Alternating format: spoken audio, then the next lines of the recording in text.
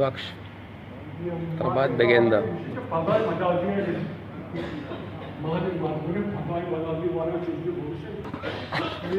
یکی زن به شوهر نهیب زد و گفت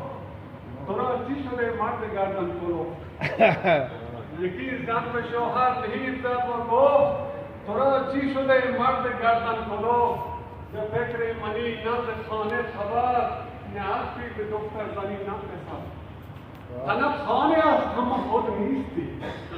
تنت خانه از هم خود نیستی تو انسانی جنی شبه کیستی باز جوان اگر طفل گریه کند نشنوی کسی زنگ در را زند نشنوی چرا گشته ای با خودت برمران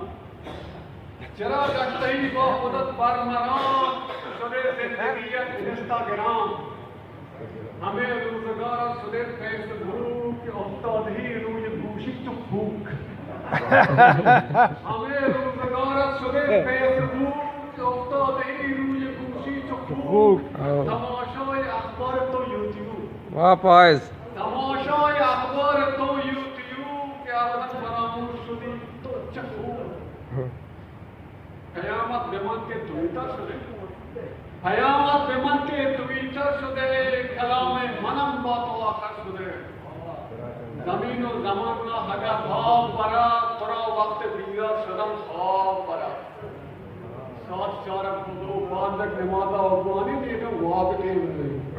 زمین و زمان را اگر خواب برد تو را وقت بیدار واہ زبردست برد نمازت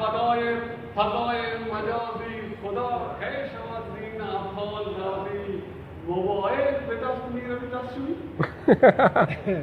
باز جان موبایل به دست میروی دستشویی موبایل چرا میبری دستشویی فائز سنو این خبر گوش کن دیگر افعال را فراموش کن زمان حقیقت حقیقی بزی زمان حقیقت حقیقی بزی شکم سیر گردد چو شد آشپزی